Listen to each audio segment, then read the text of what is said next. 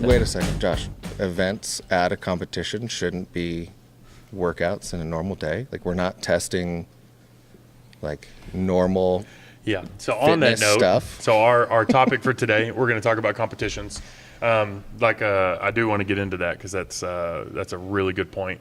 Both of these guys, like they said, they came from CrossFit OUR. You both mainly Caleb, you ran it. Mm-hmm. Josh helped a lot in programming and a lot of other stuff. You guys can be more specific in Wadsomniac. So you guys have seen the behind the scenes nuts and bolts of hosting multiple competitions on numerous levels. So it's kind of like our subject today is to kind of talk about competitions, whether you should do them as a everyday CrossFitter, whether you should host them as an affiliate or not an affiliate, just want to host them. Also, should you try to just join them or be more competitive in the CrossFit atmosphere? I don't know. We can dive into wherever you guys want to start. I was thinking kind of like you said, kind of going off what you started with, your everyday training is not competing. Like, yes, we do compete with each other and try to push each other hard, but your everyday programming should not look like a CrossFit competition. If you feel like you're whatever gym you're at is kind of mimicking those things, though there are tests and things you need to do to make sure you're in the going on the right direction. But if you feel like it is written out as a competition and there's no rhyme or reason behind this training protocol as opposed to a test, then I feel like that you're kind of missing the mark. I don't know about so Josh, did you do any of the programming stuff over at OUR, or did you guys mainly follow like big box programming? For a while, Caleb and we did in-house programming. At OUR, I think we did it for about 12 to 18 months. Okay. We really loved it. Like, we really enjoyed doing in-house programming. Just wasn't the direction the gym as a consensus wanted to go. They really wanted to try some of the, off-the-shelf programming. Kind of like HWPO. Yeah, so we Proven, switched those around things. a lot through Proven. We actually went through Proven. We went in for about 2 years. Then we switched over to HWPO, and just because we had some connections with those guys were looking to test it out and try it. Oh, okay. But yeah, so we've done a little bit of both. Gotcha.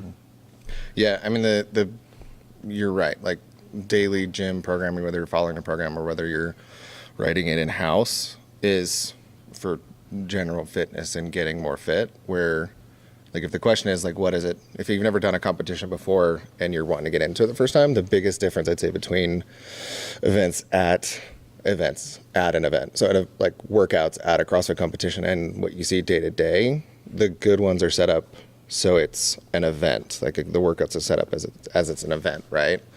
More so than, doing 21:15. Like, Fran in a competition looks very different than Fran In a class. like in a classroom class setting. set, Yep. right? Like, Yep. you wouldn't necessarily do Fran in the same way because people are watching it. You want to have a good time at it. It's like, I think, that's one of the bigger differences between I'm going to work out every day in the gym and I'm going to go do a competition, is the workouts are, hopefully, again, like, good competitions versus bad competitions are set up where,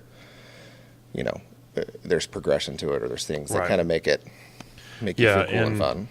To kind of give you an idea of what I've done in the past, I've talked about this numerous times over previous podcasts, but just kind of reiterate, being at my old gym in Oklahoma, we used to host competitions, and our last one that I helped host that we worked on was a 2-day comp, and we had 17 games athletes, including Noah Olson and a few others, come and do, and it was really cool, and then also a big shit show for a little bit of it, to be honest. There was a bunch of stuff that I felt like we didn't plan for, which we should have. But I feel like a good competition is one that you walk away from feeling like it was well-rounded, meaning that multiple things were tested: gymnastics, weightlifting, conditioning in some kind of format. And when I say condition, I mean like monostructural, like rowing, biking, something. But anyway, you have some kind of emphasis. I've seen where a lot of competitions are trying to get away now from the 1 rep maxes. I feel like that's a good and bad thing, but they're kind of leaning into more of the heavier gymnastics things, which is cool, but also to me it kind of leans into more specialist. But you could look at the same way as a person who's really strong too. Well, so, like, if we're talking about competition programming, Mm-hmm.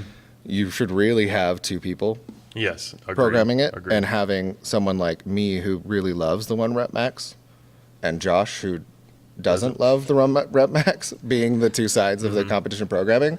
I think it's a really big deal because you're going to see the biases of whoever programs Right. the competition, even if they're doing a really good job of writing events. So that's going to come through. I don't know if you want to get into the nitty gritty of like programming for a comp, but whenever you guys did that as a team, did you be like, hey, we got 3 workouts or 4 workouts or 3 workouts in a weightlifting or something like that? Did you say you take workout 1, I take 2, or did you guys like set parameters? Like how'd you guys do that as like a team? I think it takes a lot of time. It takes more time than people understand Oh, it really does. to program, even only 7 events. I think over the multiple years we ran Wad Somniac, each year we would probably come with 10 to 15 workouts to finalize and condense it into 7. And whether I wrote all 15 or Caleb wrote all 15, it doesn't really matter. We just kind of wrote them all down, and then we'd look at them and say, okay, like, first of all, which ones do we think would be the most fun to do? Yeah. And start eliminating a few that's by, huge. are they enjoyable workouts? Like, or am I just going to sit on an assault runner for 10 minutes and run? Then it's a great test. It's for a local comp, I think you really have to balance the line of, is it going to be fun? And is it going to end up with the fittest person or the fittest team or the fittest whoever on top? Right. I think that goes all the way up into like the games and Wadapalooza. Like it has to be fun and fun to watch. Like obviously the higher you get, the bigger prize purse you've got. You have to really lean on finding the fittest. You have to be balanced that way. But like, if it's not fun to watch, no one gives a shit, and Right. like no one's gonna watch. Like the marathon row was a really cool, like thing that they did. Boring as hell. Yeah. Like it's a dumb. Like at least they had this the nice C2 Right. screen and could see, but like it was 4 hours. People are going to get dinner and coming back. Like it's, Yeah. it is what it is, right? But like Josh is right. So we'd come, and I think we both probably do it differently because like writing a week programming in the gym and writing CrossFit competition is different because it's like I'll bring 10 events or 10 pieces of an event or like 10 movement combinations or floor combination or whatever and be like, you know, this would be really cool to watch and for them to do. Let's find a way to put them into events, right? Or let's find a way to kind of tie them in. Because like for me, I don't really care if like having a balanced competition is important to find the fittest at the end or that feels bad. But if I leave a competition having done it and I had a cool experience, that great, that's worth the money for me and I like did something cool, right? Versus like, you know, I felt like I had a good test. Like tests are important, but like I felt Right. like it was a fitness test. Like Right. that's a little different. So I've done competitions wise, I've probably done 30 plus, probably maybe more, just over the years. I've been doing CrossFit since 2012-ish, 2011. Started doing my first competition, I think 2013. And we used to do them all the time back home, just like small local stuff. And it was a lot of fun. The biggest thing, like I always like doing the team comps just because individuals to me is a lot more high stress and for all tons of reasons. But I feel like you said, like, did you step away and have fun? But the things that always like I disliked about competitions because the higher skill stuff I was better at because I've spent tons of time on them. So when I would do a competition that's all like low skill, it'd be like, it's like wall balls, running, bike, deadlifts, you know, power cleans to a certain extent. Or it'd be like a 1 rep max would always be like some kind of a squat, it'd be like squat cleans, or, you know, they would never do squat snatches or a workout with like ring muscle ups or handstand walks, just because that you're starting to get more of the high skill stuff. And when you're running a competition, I've ran them and I understand it's like, okay, now you're cutting out more people to be able to sign up for your competition, the higher the skill stuff is, but also too, you're limiting a lot of stuff. So I get that. But anytime anybody asks me like, hey, should I do a competition? I always tell them like, hey, can you do the open RX?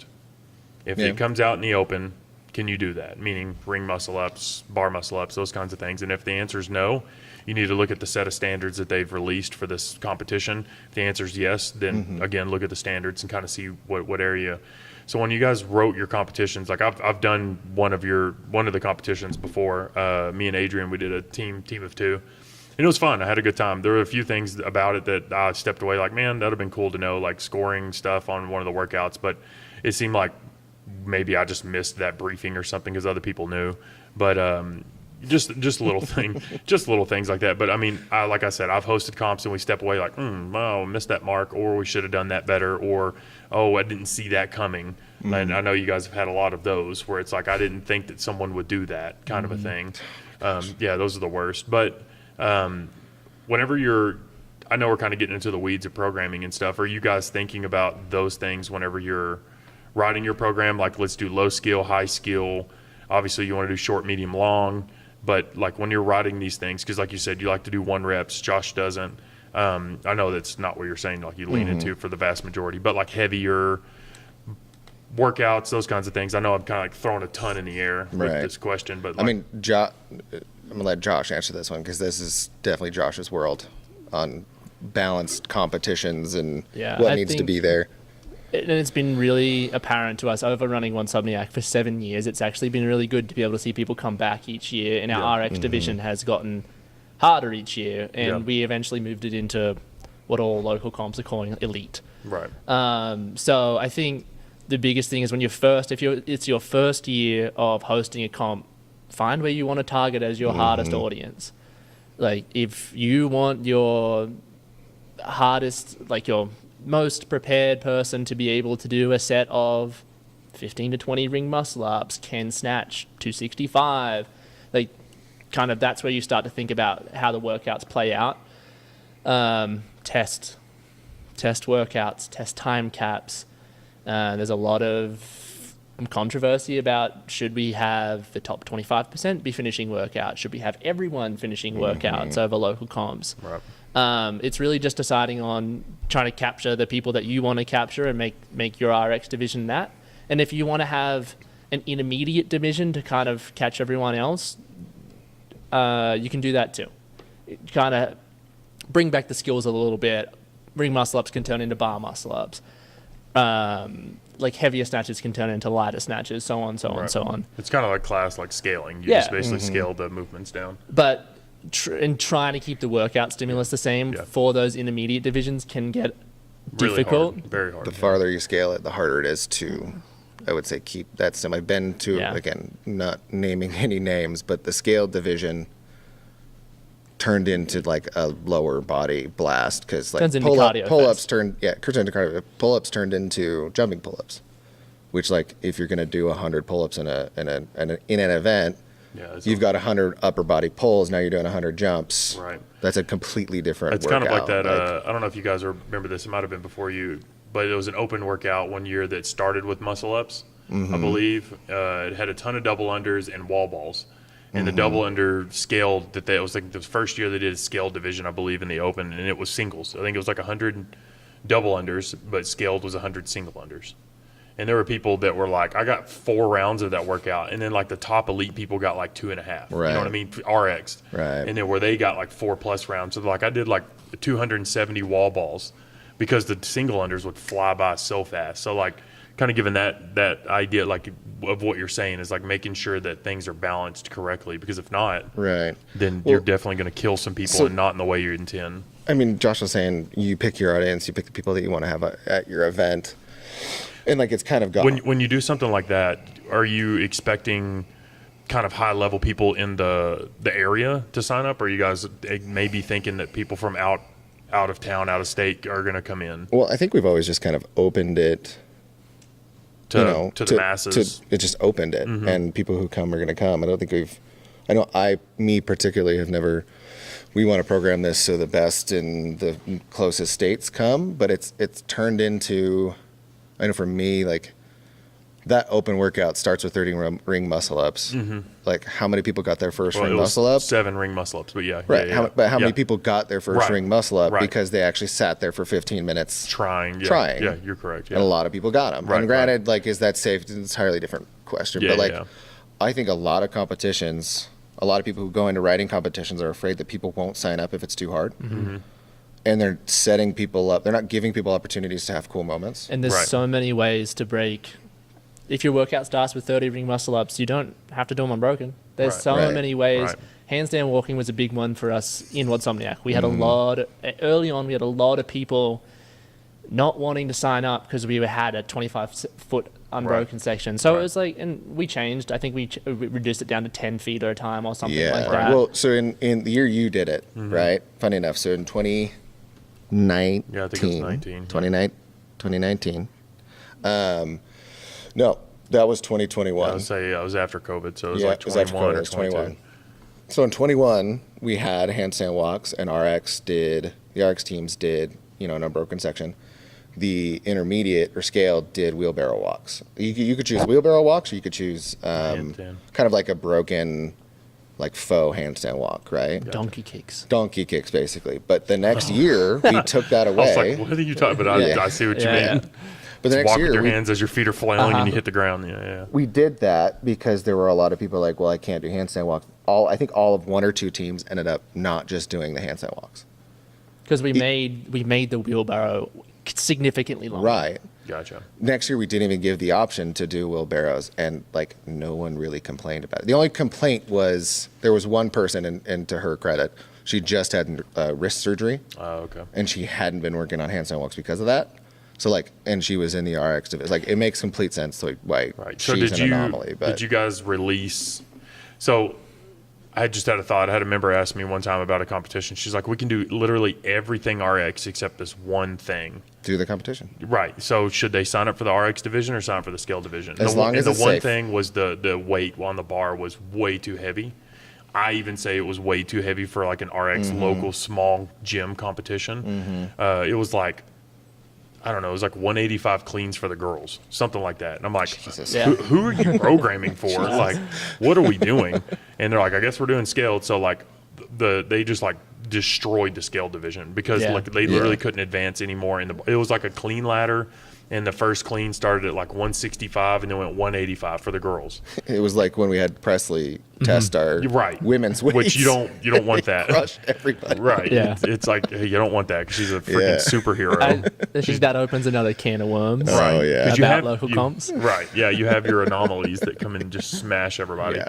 But no, like thinking about like the handstand walk, I always tell people like look at their movement standards. Do you guys typically, because in the past we used to say, can you do the RX division in the open as RX? Can you RX everything? Can you do everything? Mm-hmm. That was the standards. People would say that. Is that kind of what you guys would do, or would y'all literally release So specific standards? we would release standards, and it was very much. Go ahead. Everything was super based off the open, though. Right. Yeah. It I feel was, like that's what most people do. If you could, but I mean, like, if you could RX the open, so it was like RX was if you could do the open, and you can do, maybe you didn't qualify for quarterfinals, but you could do most of the movements or weights in quarterfinals.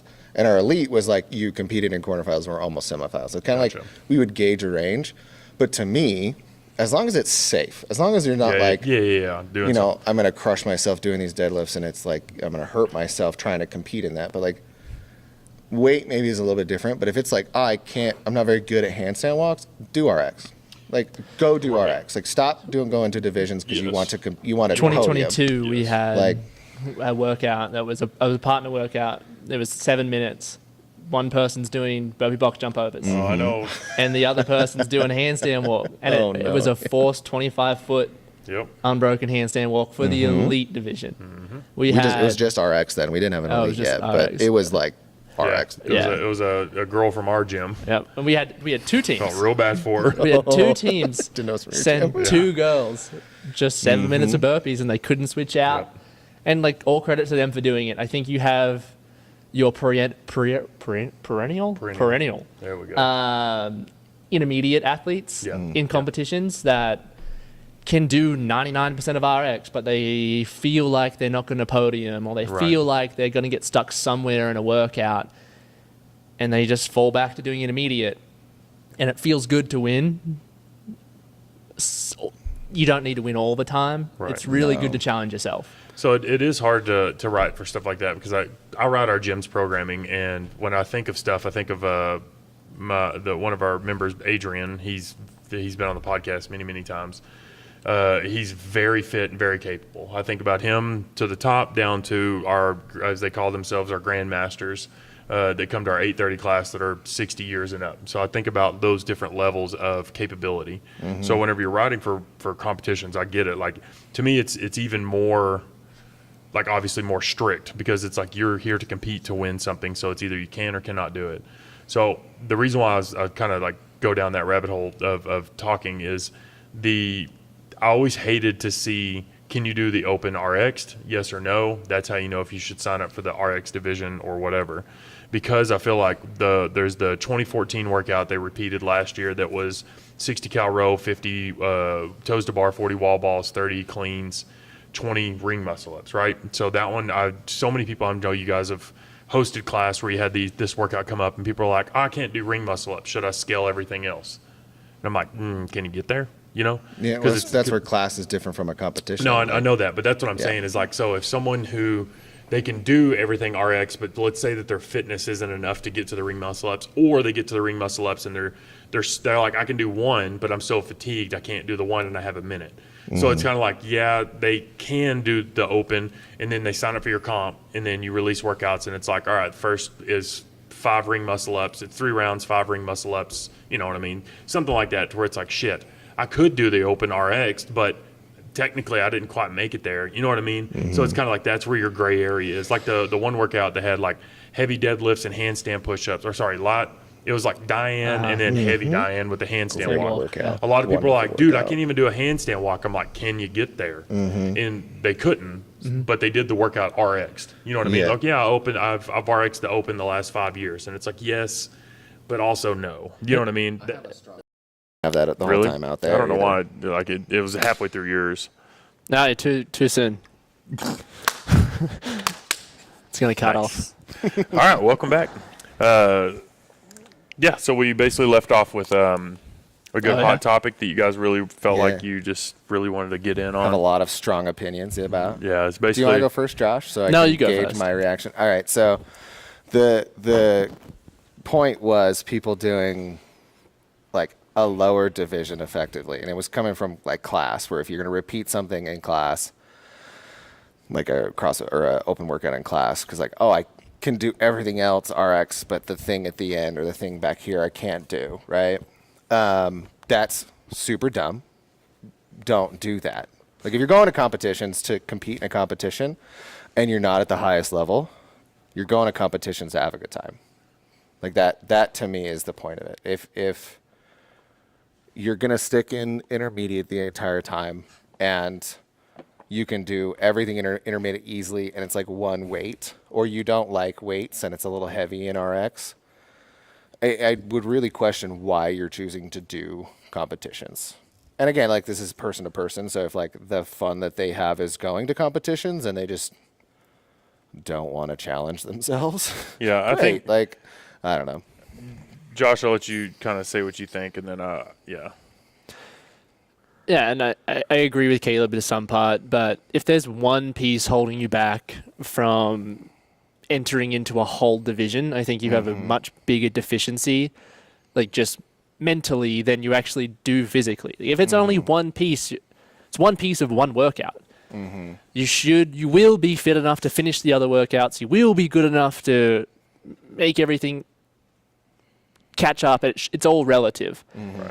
I mean, that's a good point too. If And you're, one piece of one workout isn't going to ruin your weekend. It isn't going to do all those types of things. It's not going to make you look dumb on the competition floor. Right. Everyone is out there giving their all, doing their best. two things to that. Either one, like, if you're not, again, if you have that one deficiency and like, I want to go podium in this competition, but this one movement is going to like stop me in my tracks, you've got a bigger deficiency across the board. And that's it. Like now you've set yourself a thing to work on, and you might surprise yourself at the end of the weekend and be really surprised by your weekend. But then again, good competitions that have good event programming that are well balanced, not the entire weekend isn't going to hinge on one movement. In fact, you probably will have your day in the sun in other movements. Like if there's a competition with a lot of legless rope, I did a competition with a lot of legless rope climbs, and guess what? Like I did not do well at that event because I don't do well at legless rope climbs. But then another workout it was Battle of the Box, and they had like a really cool squat clean or a heavy thruster handstand walk workout, which is like great. Like that's one I can do well at. Right. You had your home run Yeah. workout in the – I think when we're talking about – I know this podcast is mainly about competitions, but when we're talking about a competition versus like every day, if your goal in coming to a CrossFit gym is to get fitter, healthier, all those things, and there's something to where, like, say, like a legless rope climb, a handstand walk, a heavy barbell, something like that, that's hindering you from winning to work out in your box, that's a way that you should not be looking at that. So I've had people in the past tell me, like, oh, I can't get strong, just because that's just not for me. Like, genetically, I can't get strong. And I tell them I think it's a bit of a lie. They're kind of lying to themselves because they're not placing at the top of the leaderboard because, say, the barbell's heavier or because whatever. I lose all the time in workouts, and I don't care. I'm terrible at burpees, and I've tried so hard to get better at them and everything under the sun, and I just cannot get better at them. But do I skip those workouts or do I scale the number or anything? No, I keep moving. Now, there's to a certain extent. If it takes everybody in class 10 to 15 minutes and it's taking you 38 minutes, that's different. But if there's something like a heavier barbell that you can do this safely, but it's just going to take you a little longer, do the heavier barbell. Just did that this week. Exactly. Yeah, you got smashed. But you get stronger that way. The same thing with pull-ups. If it's 20 pull-ups and you're like, that's a big number, instead of doing like jumping pull-ups, scale the number and still do the actual movement. Scale what you absolutely have to, but don't scale everything just to win the workout. That kind of leads into the competition side of things. If there's something like, let's say we used the muscle up example earlier, that a workout starts with ring muscle ups and you're like, I have one once in a blue moon. Yeah, maybe don't sign up for the RX division because you're literally just going to be staring at the rings for that entire workout. And in my mind, it's like, I mean, you might have something different to say on that, but if I'm doing this comp, I want to be able to do somewhat, I'd say at least 80% of the workouts. Yeah, and I'd actually, from the programming side of things, every time I program a workout or especially a comp, I'm trying not to put the limiting factor In the at beginning. the start of the workout. Which helps a lot. Yeah, which some people don't think about. It really helps people, one, take that first step into Yes. trying the next level of Because it will push you. Like, competition. I remember whenever I first learning butterfly chest to bar, I could not do them to save my life. And we were doing this team workout at my old gym, and this guy in front of me was doing jumping chest to bar, and he was doing like 3 to my 1 kipping. And I was like, Jesus Christ. And I just started doing butterfly, and I was muscling my way through it, and then I finally figured it out and I was like, oh, because I got pushed out of my comfort zone because of him. So something like that plays in huge in competitions. Yeah, well, I think CrossFit is really, really awesome for peer pressure and pushing yourself Yeah. in a class. Because, like, if I'm in a class with certain people, I might do different parts of workouts in different ways because I'm next to those people. Yeah. Like, I, might not do legless rope climbs in the middle of a class, but if I'm around the right people, I might. But Right. I think it's astronomically harder to push yourself into an uncomfortable movement or something that is like beyond your normal reach. Competitions are a wonderful way to do that. Right. Like, I genuinely think if someone were to come up to me and ask, like, hey, should I do a competition or should I, that one looks fun because I've seen other people have a good time at it or whatever.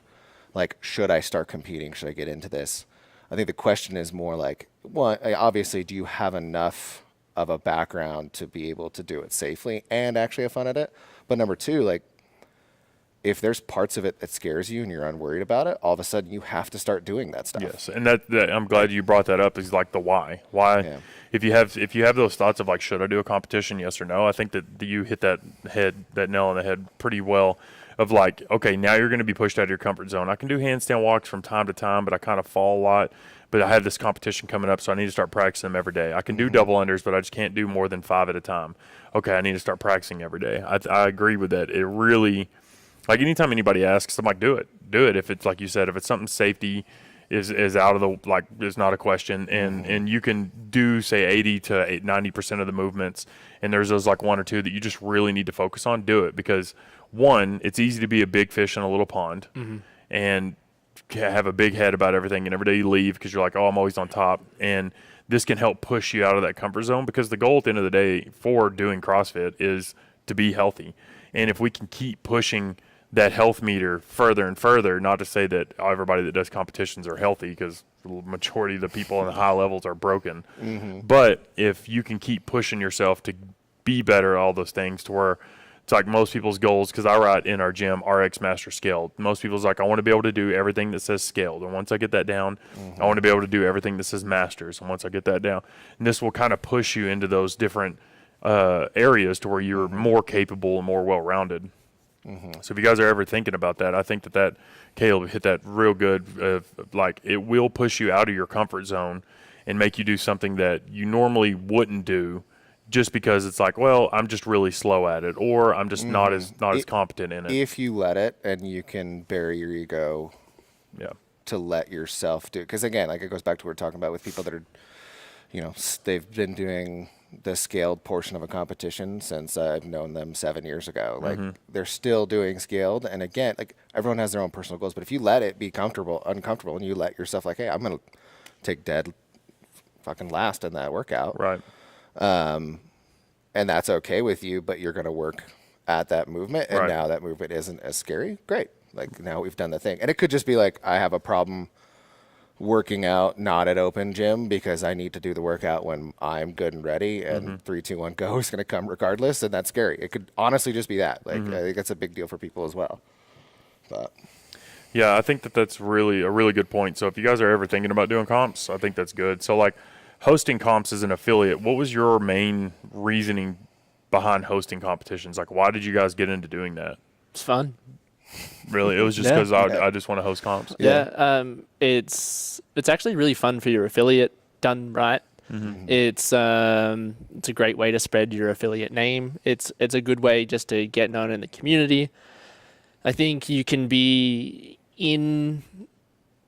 host local comps for the right reasons and the wrong reasons. I think if you're trying to make money from them, you're probably not doing it for the right reason, or you're not going to have the competition you ever want, just because you're not going to turn a huge profit. No, because I was having this conversation with my wife last night, Brittany, and I was saying to her, I was like, there's different reasons you host comps. Like, one, like you just said, for the fun of it, because I enjoy it. I like to write the workouts. I like to see people do these tests that I write. Another one is to do some, like, a bit of like a fundraising type thing, to where it's like, I need to buy all new bikes or something like that, or all new bars. that was a great side benefit, you could say, of running Watsomniac, is it was a hell of a lot easier to try to justify buying 10 C2 bikes if it was part of a sponsorship of the competition, and we could use it in a way that, like, got people excited about Right. what was going on. Like, that was a nice benefit, but it wasn't the main reason. Yeah. Like, Josh is right. The main reason for me, that it just became like, holy shit, this is fun, was the first, like, it was Watsomniac back when it was actually like all night Watsomniac. It was Yeah. the first year we took it back over and ran it. It kind of just like, it other people were planning it, and I kind of jumped in at the last minute to just help organize it. And just, I remember going through the entire night and into the next morning and just realizing that, like, this is really, it's fun to set things up to watch people do cool shit Yeah. and, like, kind of create that, like, environment. And so, okay, where can we take this? And then it became more of like, but it got all the way to the point where it was like, man, a yoke event would be really dope. How do we figure out a yoke event? Or how do we, even though the workout fucking was thrown out the window, like, how do we take it to a pool without people, like, how could we Yeah. manage that as a surprise workout, which is, again, is an entirely different story. Right, but right. like, it started to just be like, all right, let's do some cool, Because that fun was like stuff. our main reason for hosting them back at my old gym, because we had the Native Americans casino basically backing us. They had unlimited money, so we didn't need the money. We didn't need to fundraise. We didn't need to, for us to be, because it was very, if you were native or if you worked for them, that was the only way that you could go to that gym. It was literally closed off. You could be like, hey, I pay $10,000 a month, and they're like, sorry, you can't come. So, like, getting our name out there, those kinds of things. But it was very much of just like for the fun of it, to like, hey, let's see what cool things we can come up with and offer people and try to, do. And I agree. I think that's, if you're an affiliate, like, those are like different options you can do. But like Josh said at the very beginning of this, is like, if you're doing this for the money, you're trying to make money, you're the amount of time and effort, like you said earlier, talking about like planning for workouts, testing workouts, these different things. I've heard tons of different numbers, and like one of the numbers was like, dude, I made $4 an hour if you like worked it all out. Yeah, the when you amount of consider it hours takes us 12 months, Yeah. Right. respectively, to program. right. But I mean, there are you will see comps. You've seen them come and go in the area, and I'm sure that even if you're not in the competition space, you 100%. If you look at the competitions that happen over the past years, you can see these where they are like a 1-day comp. They've got kind of fine workouts. They're usually 2-person teams, and like it's a quick 3 or 4. It's supposed to be a quick 3 or 4 hour thing, but like they never come back more than like 1 more or 2 more years, because the owner's like, sweet, if I get 40 people to come in, I'm going to make $3,000 and I can put that $3,000 into this, right?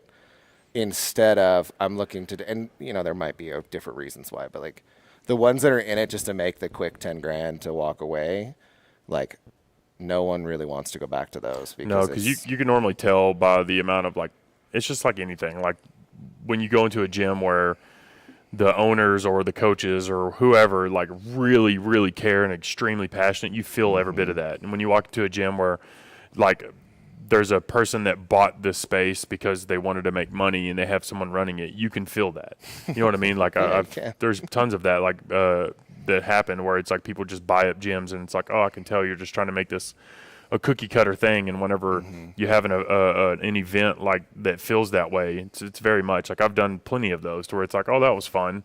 Probably not coming back because it was just like very the ones you're gonna have memories of. Exactly. Yep. You're exactly right. Like the ones you do have memories of are the ones where it's like the one like I didn't know you beforehand before I did Watsomniac, and then I got to know you guys pretty well. Like I just saw Josh was the Australian dude that was the judge, and then you just got, because I loaned you guys some equipment after that year, I think, or something during that year.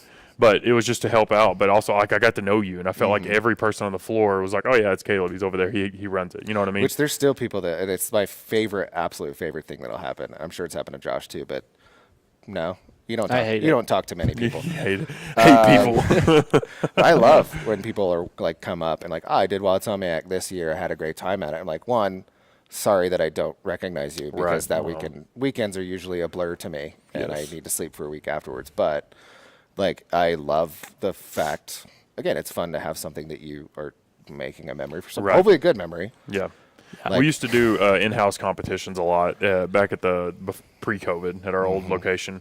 We would do like 2 or 3 a year, and we would just for the members, I'd be like, all right, from 8 to noon, we're going to do 2 workouts and a weightlifting, and it was perfect. And I still have people today that are like, oh, do you remember at Cinco de Mayo whenever we had to buddy carry our partner 800 meters? And I was like, yeah, I do. Who wants to be my partner? Yeah, because Britt carried me, and I was like, oh my God, I'm sorry, I was sweaty. But it was a good time. But I still have people, like you said, like you have people coming up being like, oh, dude, I remember that thing, and you're like, oh yeah, I don't remember you, but that was fun.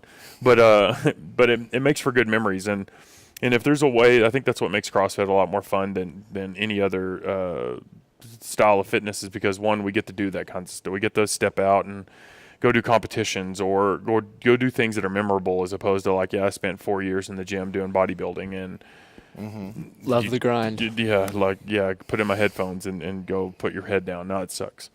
But I don't know. I was trying to think of if you're trying to plan for a competition, if you're, I guess, an affiliate that's trying to plan for one, what should you do? I mean, I have ideas I mean, obviously I'm asking the questions and I have some ideas. So like if you're a small affiliate and your first time doing a competition, like what are just some like simple things that you should try to do?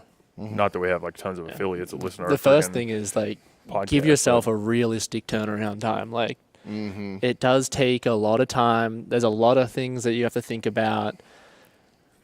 Are you a competition that's focused on finding the fittest? Are you like where Caleb and I kind of more lean into, we want to have the best athlete experience. Okay. Like we love that Watsomniac is a party. Like we want the athletes to have a lot of fun. We want them to work hard.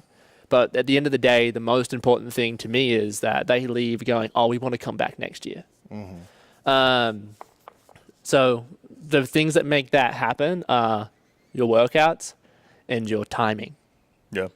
When you tell an athlete to be somewhere at 9 a.m., if they're there at 9 a.m. and then you don't start till 9:30, that frustrates them. Yeah. I did one a few years back that they got, I think, 2.5 hours behind. And it was just like, oh, dude, we were there until like 11:30 at night, and then they're like, okay, briefing the next morning's at 6:30. I was Two like, and a half are hours you, is pretty tame for some. My worst one was FitCon 2018. 2018. Josh was volunteering and judging it, and I was doing the competition with an old buddy of mine. We were like 4 hours behind. I just canceled events. Was that They the would- year that Frazier came in and Brooke? Yeah, I remember everybody was like, "This is a shit show this year." I remember they shortened a workout, and it was the max deadlift. You had like 4 minutes as a team to max a deadlift. And like after that last one, And they cut we the just last left. event. Yeah. They cut the last one. Like, hey, we're out. Holy crap! Like it was Wow. But yeah, it's really easy to get behind. very so, memorable, but not yeah, for good yeah, reasons. not for good reasons. It is really, really easy to get behind, and it's really, really hard to stay on schedule. Yeah, it is Mm-hmm. because you have a lot of people like, wait, I just need a minute, and it's like, well, you just pushed me You off can- 8 minutes No, on no, no, no. just If this I had- workout. If we had an athlete being like, "Can I have a minute?" Like, I don't fucking know. 10 seconds. Like, Start the timer. oh, jeez. But I think for like at affiliates, that's a really good way to look at it. It's kind of like start small. Yeah. Don't do anything big. Do one or two, like 2 or 3 workouts. Like you talked about 7, because you guys were over the course of a couple days. I think we normally did 6 over 2 days. Oh, okay. Yeah. Six is the goal over 2 days because 6 over 2 days feels attainable for people who it's not their job to train for it, and it feels like it's worth Yeah. the money. And if Yeah. you're looking at that, like we looked for one longer workout, 2 or 3 short workouts, and 2 in the middle. Yep. Typically, the short ones, your heavier weightlifting ones. Your longer ones, your monostructural one, and your other 2 are just your CrossFit workouts. Right. And like we could get in the weeds of like realistically we would look at the time we wanted to take, how many lanes we had, like what did the average heat time need to be, Yep.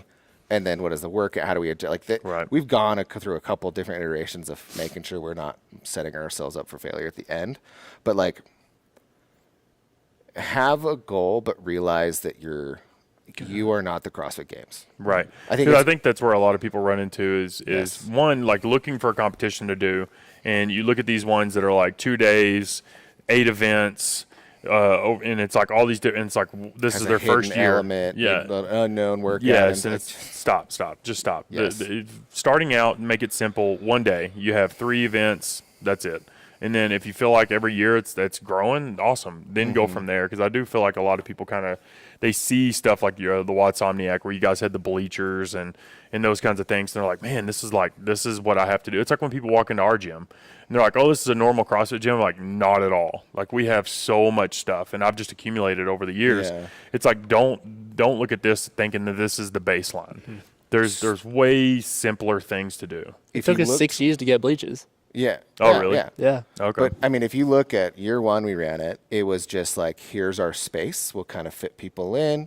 We had like 10 teams in space for like 60. Like it was pretty stretched out, pretty forgiving. But like year 2, we're like, ooh, we should tape. Let's put painter's tape on the ground, just to kind of like Yeah. make lanes. Right, because But that jump, it was like $20 at a hardware store jump. But then like a bunch of other competitions started doing it because it's a super easy, low barrier Yeah, thing to make it super feel easy. like that much better. Yeah. Now we spend like $500 on gaff tape at the beginning of of Watsomniac because it's like we're taping lines and doing all this other stuff. But again, you're not the CrossFit Games. You don't need all these little special things. Yes, you want. I think it's a really big deal. I think that's what CrossFit media is missing, is being able, like, I can't see them train very easily. They've got their own YouTubes now, and I'm gonna go emulate that in my local comp. It's kind of like I'm gonna go watch the NBA and then I'm gonna go play church ball. right. Right? I'm not anywhere close to it, Yeah. but like my brain kind of connects it. Right? You have to be very careful. You're not doing that setting up a comp. Right. Because I remember you are our not the first comp, CrossFit we Games. just set cones.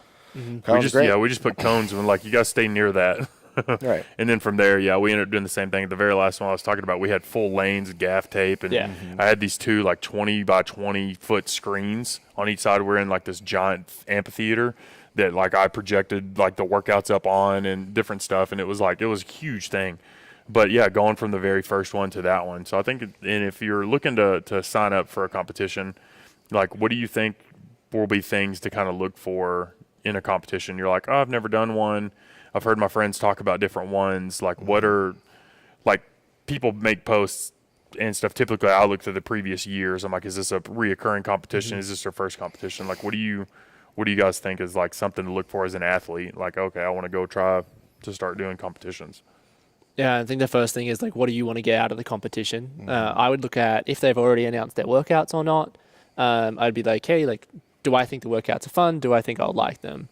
Other things would be, what's their entry fee? Like, are they charging $400 for a 6 workout competition? Do you want to pay that? Yeah, are they charging you like you're going to Wadapalooza, or am I like, for my $400? Am I getting a pair of shoes? Like, what am I getting? Honestly, it's kind of hard to tell. Like, if you look at someone's Instagram, it could be all like roses, and you go and do it, and it's not fun.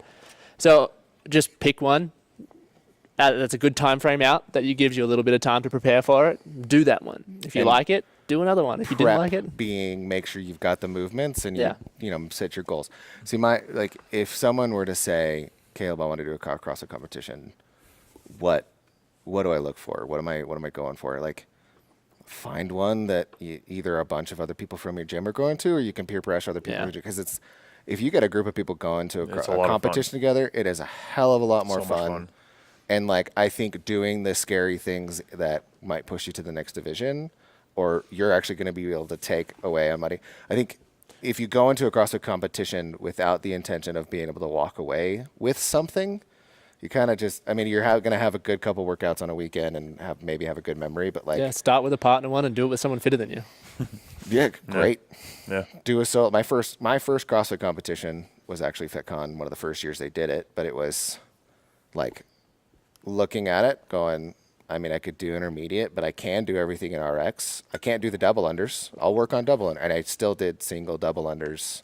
My judge was like, "Come on, buddy, you got it." I'm like, "I don't have cancer. I'm not dying here. Stop calling me buddy." Like, but I'm not your buddy, pal. Right, but like, I walked away. Well, I didn't touch double unders for like 6 months afterwards because I was mad. But like, it's a bad example. But like, you walk away going, "Man, I really want to keep doing these because." Yeah. I did it with my buddies because it was like find one that you've got other people going to, find a partner, find a solo, find something to push yourself, and like just do it. Like, it's super fun. Yeah, I think they're a lot of fun too. Like I still like, I don't know, talking to my wife Brittany about doing competition stuff. She's like, "Oh, I feel like I'm past that." I'm like, "I'm not," because I enjoy it. It's fun, like you said, going out with your friends. I like to talk crap to people while I'm on the floor and just act like idiots, but I end up making myself like an idiot. But yeah, it's a lot of fun. It pushes you out of your comfort zone. And then for those guys that are like, that played sports and stuff, that's another way of still getting that outlet of I'm used to competing in football or, whatever you guys do in Australia. I don't know. Footy. Same football. thing. Same? Yeah. Yeah, rugby and football are identical. Yeah, but it kind of makes it to where you can still scratch that itch because it's a lot of fun. But yeah, I would say, do you guys got anything else you want to put out there about competitions and the fun life of running a comp? Do it. It's fun. And again, so do it. If you're a person looking for comps, like, go do a comp. Find one, find some friends, go do it. And if you're an affiliate that wants to run a comp, just try it. Yeah, like, if you just want do an it and you in-house have one. do an in-house one. Yeah, we would always do them at the same time. Like, we would do like Christmas ones. We would do like, hey, your entry fee is bring a gift, and we would go and donate the gift afterwards. Cool. The Open's coming up. Yeah, like, set things up like at the Open. Like, you might try to do at a comp and use that as a test. Like, try it. It's a hell of a lot of work. And some people don't love it, but it might be your thing you really love. If you're a gym that's not like Madison and you don't do your own in-house programming doesn't have to be hard to be fun. It doesn't have to be complicated to be fun. No. Couplets, triplets, keep them. In fact, the more short, fun medium, ones long. are the less complicated ones. Yeah. Yeah.